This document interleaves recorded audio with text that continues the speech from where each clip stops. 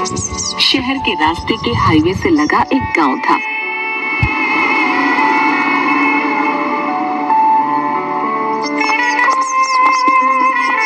उस गांव में झुमरी अपने मजदूर पति और 10 साल के बच्चे कन्नू के साथ रहती थी।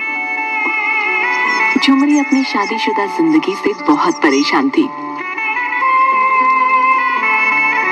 उसका पति रोशन जितनी भी मजदूरी में कमाता था वो उतना ही शराब में खर्च कर देता।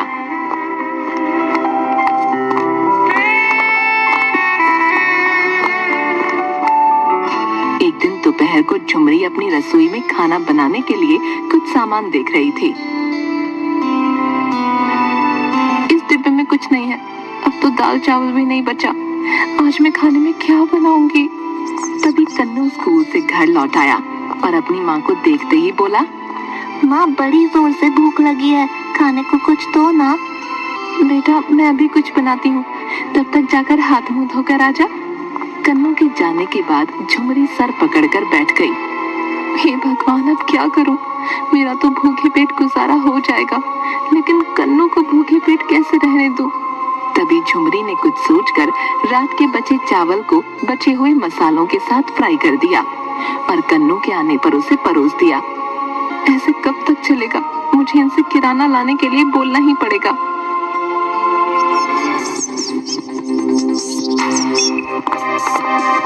शाम को जब उसका पति काम से लौटा तो झुमरी ने उसे शराब के नशे में देखा।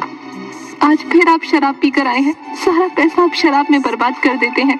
घर का सारा राशन खत्म हो गया है, कम से कम आप जाकर दुकान से सामान तो ले आइए। सामान कहाँ से लाऊं? मेरे पास कोई पैसा नहीं है, समझी? लेकिन आपको परसों ही तो तनख्वाह मिली थी, आपने सारे पैसों का क्या किया? अभी राशन लाना है, कन्नू के स्कूल की फीस भरनी है। मेरे पास इतने पैसे नहीं है, कन्नू को स्कूल जाने की जरूरत नहीं है, समझी? मैं तो कब से कह रहा हूँ उसे मेरे साथ काम पे भेजा करो, लेकिन तुम्हें तो उसे पढ़ाने लिखाने की धुन सवार है। तो क्या आप चाहते हैं कि वो भी आपकी तरह मजदूरी करे? अगर वो पढ़ेगा तो कुछ अच्छा काम कर पाएगा। तो फिर तुम खुद ही उसकी पढ़ाई की व्यवस्था करो, मुझसे वैसे मत मांगो, समझी? लेकिन मैं कहाँ से पैसे लाऊंगी? इस तरह कई दिनों तक झुमरी और रोशन के बीच बहस होती रही। रोजाना रोशन शराब के नशे में आता और झुमरी और कन्नू को बुरा भला कहता, और अब तो वो झुमरी पर हाथ भी उठाने लगा। पैसे और राशन की कमी से कन्नू को भी कई बार भूखा ही रहना पड़ता। एक बार कन्नू कमजोरी से बेहोश हो गया।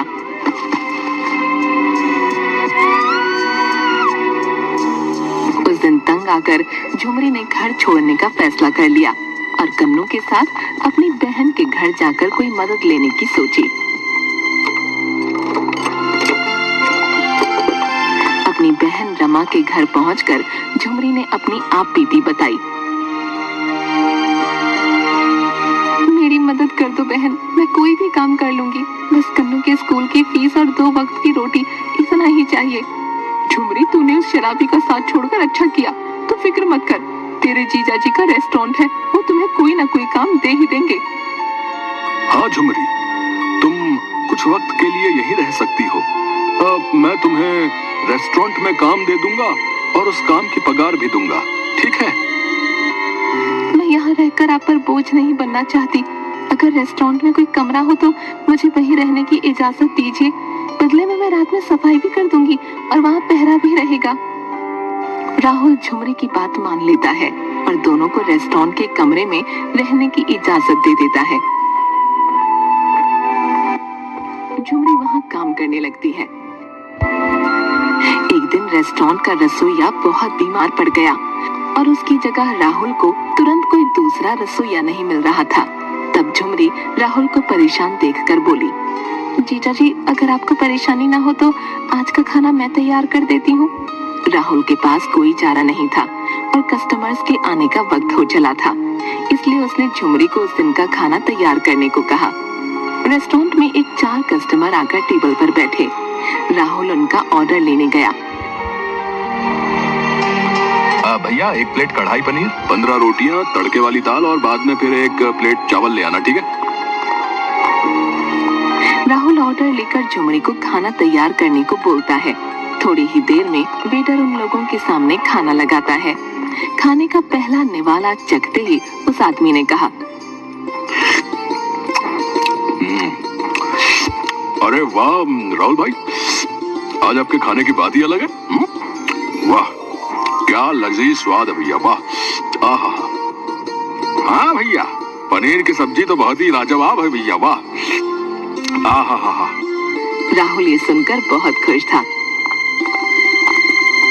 उसने अंदर जाकर झुमरी से उसके काम की तारीफ की। वाह झुमरी, तुम तो सच में छुपी रुस्तम निकली हैं? क्या खाना बनाया है, कस्टमर बहुत खुश थे। बहुत बढ़िया, बहुत बढ़िया। बस दिल से बनाया जीजा जी, उन्हें अच्छा लगा, बड़ी अच्छी बात है। उस दिन हर कस्टमर ने खाने के टेस्ट की बड़ी तारीफ की। तब झुमरी को अपने ऊपर आत्मविश्वास आया कि वो खुद भी कुछ अच्छा काम कर सकती है।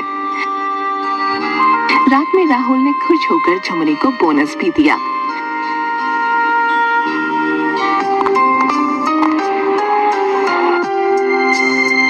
महीने में झुमरी ने इतना पैसा जमा कर लिया कि वो खुद एक छोटा सा काम शुरू कर सके। उसने एक दिन राहुल से कहा, जीजा जी, अब मैं अपना खुद का छोटा सा ढाबा खोलना चाहती हूँ। कन्नू बड़ा हो रहा है और मैं उसे आगे पढ़ाई के लिए शहर भेजना चाहती हूँ। ये तो बड़ी अच्छी बात है झुमरी की तुम कन्नू को खूब पढ़ाना चाहती हो, लेकिन ढाबा खोलने के लिए एक अच्छी जगह की भी जरूरत होगी। मैं इस मामले में जरूर तुम्हारी मदद करूंगा, ठीक है? जीजा जी, आपने और रमा ने मुझ पर जो एहसान किया वो मैं कैसे चुका पाऊंगी। कुछ ही दिनों में राहुल ने हाईवे रोड के पास एक छोटी सी जगह झुमरी को किराए पर दिलवा दी और तब से चल पड़ा झुमरी का ढाबा। झुमरी के खाने के स्वाद की महक की खबर धीरे धीरे फैल रही थी। वहां से आने जाने वाले अक्सर उसके ढाबे में रुककर खाना खाते। वाह झुमरी, बड़ा बढ़िया खाना बनाती हो तुम तो। और साफ सफाई भी पूरी रखती हो, बहुत अच्छे। धन्यवाद आपका। झुमरी का ढाबा चलने से पास ही लगे 2-3 फास्ट फूड के स्टॉल मालिकों को परेशानी होने लगी, क्योंकि अब उनके कस्टमर भी झुमरी के ढाबे पर जाने लगे और उनकी कमाई पहले की तुलना में कम हो गई। वो तीनों एक शाम साथ बैठकर चर्चा कर रहे थे। अरे भाई, जब से इस झुमरी का ढाबा यहाँ लगा है ना, हमारी कमाई दमाई नहीं हो रही भैया। हाँ चाचा जी, आजकल मेरे ठेले पर कोई नहीं आता। इस झुमरी के ढाबे का कुछ करना पड़ेगा भैया, वरना हमारा धंधा ही चौपट हो जाएगा, है कि नहीं? मैं कहती हूँ मेरे पास एक तरकीब है। वो तीनों धीरे धीरे बातें करते हुए झुमरी के ढाबे को लेकर प्लान बनाते हैं।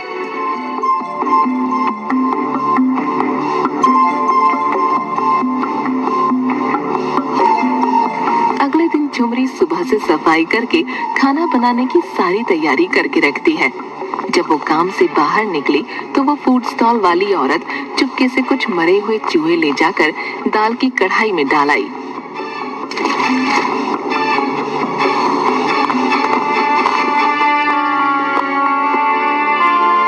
कन्नू ने ये सब खिड़की से देख लिया और सब कुछ जाकर अपनी माँ झुमरी को बता दिया। माँ, वो ठेले वाली आंटी ने मरा हुआ चूहा दाल के पतीले में डाल दिया। क्या सच में? अरे ये किसी को आराम से 2 पैसे कमाते हुए भी नहीं देख सकते। झुमरी चुपचाप उस दाल को बदलकर फिर से नई दाल पकाती है। इस सब से झुमरी सतर्क हो गई थी और उन 3 लोगों को झुमरी के खिलाफ कुछ करने का मौका नहीं मिल रहा था। एक दिन तंग आकर वो औरत बाकी दोनों से कहती है, क्यों ना इस झुमरी का ढाबा ही चला दिया जाए? अरे नहीं, किसी की जान का नुकसान हुआ तो मैं ऐसा काम नहीं करूंगा बाबा। मुझे तो ये सुझाव अच्छा लगा। झुमरी का ढाबा जड़ से मिट जाएगा और हमारा काम दोबारा अच्छा चलने लगेगा। हाँ। उस रात वो दोनों चुपके से जाकर झुमरी के ढाबे के आसपास मिट्टी का तेल डालने लगे। आज के बाद इस ढाबे का नामो निशान खत्म। उसी वक्त उस औरत से गलती से एक सामान गिर गया और झुमरी की आंख खुल गई। झुमरी उठकर बड़ी सावधानी से खिड़की के पास जाकर देखती है तो सारा माजरा समझ जाती है। इससे पहले कि वो लोग आग लगाते झुमरी वहां पहुंच गई। उसे देखकर वो दोनों बड़ा घबरा गए। मैं इतने दिनों से आप लोगों की सारी उल्टी सीधी हरकतें बर्दाश्त कर रही थी, लेकिन अब तो आप लोगों ने हद ही पार कर दी। आप यहाँ आग लगाने चले आए और ये भी नहीं सोचा कि मैं और मेरा बेटा यहीं अंदर होंगे। आप लोग अपना उल्लू सीधा करने के लिए किसी की जान लेने पर उतारू हो गए। क्यों राधा, तुम्हारी भी तो मेरे बराबर की बेटी है ना। तुम्हारी बेटी और तुम्हारे साथ कोई ऐसा करे तो? ये सुनकर उस औरत और आदमी ने सर झुका लिया। अगर मेरे ढाबे से आपकी ग्राहकी कम हुई है तो मेरे काम को खराब करने में ध्यान देने के बजाय आप लोगों को अपना काम अच्छा करना चाहिए। किसी के नुकसान में अपना फायदा नहीं देखना चाहिए। आज एक बार फिर मैं आखिरी बार आपको जाने दे रही हूँ, लेकिन अगर आपने कुछ करने की कोशिश की तो मैं पुलिस में शिकायत दर्ज कराऊंगी। झुमरी की बातों से डरकर और शर्मिंदा होकर वो लोग तुरंत वहां से निकल गए, लेकिन बदले की आग से तीनों और ज्यादा बिलबिलाने लगे। एक शाम को नहर के किनारे दोनों ठेले वाले शराब की बोतल हाथ में लिए। उस झुमरी को आज ऐसा सबक सिखाएंगे कि जिंदगी भर याद रखेगी भाई। उस दिन की बेइज्जती अभी तक मेरे दिमाग में घूम रही है भाई। उसको आज नहीं छोड़ूंगा मैं। शाम के खाने का वक्त था। झुमरी अपने ढाबे पर बैठी ग्राहकों को खाना खिला रही थी। ओह बहन जी, मजा ही आ गया आज तो खाने में। और क्या दाल मखनी बनाई थी आपने। आहा, 2 दिन तक स्वाद नहीं जाने वाला। ओ सौरभ जी ओ। धन्यवाद सरदार जी, बस आप लोगों का प्यार है जिसकी वजह से आज अपने परिवार को पाल रही हूँ। अच्छा बहन जी, अब मैं चलता हूँ। 12 बजे तक गड्डी हिमाचल के बद्दी में लगानी है। ओ छट्टू ओ चल जल्दी शीशे पे कपड़ा मार। और ट्रक वाला वहाँ से चला जाता है। ओ मैं निकला ओ गड्डी लेके ओ सड़क पे ओ एक मोड़ आया ओथे गड्डी छोड़ आया ओए। उसके कुछ ही देर बाद दोनों ठेले वाले झुमरी के ढाबे पर आ जाते हैं। अरे ओ झुमरिया, बहुत मचक रही थी उस दिन, हैं? आज तेरा हिसाब बराबर करने आया समझी। उस दिन तुम लोगों को पुलिस के हवाले कर ही देना चाहिए था। तुम लोग सीधे तरीके से बात नहीं मानने वाले। आज तुझे बगल वाली नहर में धकेल कर तेरा किस्सा खत्म कर दूंगा मैं। ढाबे पर खाना खाने वाले सब लोग तमाशा देखने लगे, लेकिन कोई उन शराबियों को रोकने की हिम्मत नहीं कर पा रहा था। दोनों आदमी झुमरी से बदतमीजी करने लगे। तभी ढाबे पर एक ट्रक आकर खड़ा होता है। ओ बेवड़े, इधर उधर अकेली औरत पे क्या दौड़ जमाते हो हैं? अबे तू कौन है? निकल यहाँ से बे, नहीं तो हड्डी पसली एक कर दूंगा। ओए तेरी मानो मासी आँखा है। और रुक तू रुक। सरदार जी तभी उसको एक हाथ से बगल में दबोच लेते हैं और अच्छे से धुलाई कर देते हैं। तो बहन जी, अब जमाना बदल गया है, अपनी रक्षा खुद ही करनी पड़ती है। और उठाओ डंडा और शुरू हो जाओ। तभी झुमरी गुस्से से पास ही पड़ा डंडा उठाती है और दूसरे शराबी की पिटाई करना शुरू कर देती है। अरे भाई बचाओ, छोड़ो भाई, छोड़ दे, माफ कर दो भाई, छोड़ दे भाई, मारो भाई, गलती हो गई। तभी वहाँ पुलिस आ जाती है और दोनों शराबियों को गिरफ्तार कर लेती है।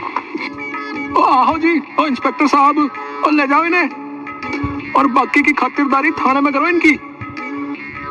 अरे चल, थाने को बहुत गर्मी चढ़ी है, हैं? ले चल इनको, आज जरा आन मिलो सजना करते हैं इनके साथ। ओ बहन जी, और ये तो अच्छा हुआ कि मैं अपना लट यहीं भूल गया था और 100 से लेने वापस आ गया, नहीं तो न जाने क्या नर्थ हो जाता। इसके बाद झुमरी ने अब किराए की जगह खुद की जमीन लेकर अपना ढाबा बना लिया और उसका ढाबा दिन रात तरक्की करने लगा। और झुमरी ने अब कई लोगों को काम पर रखकर उन्हें रोजी रोटी का साधन दिया और अपने बेटे को भी अच्छी शिक्षा के लिए शहर भेज दिया।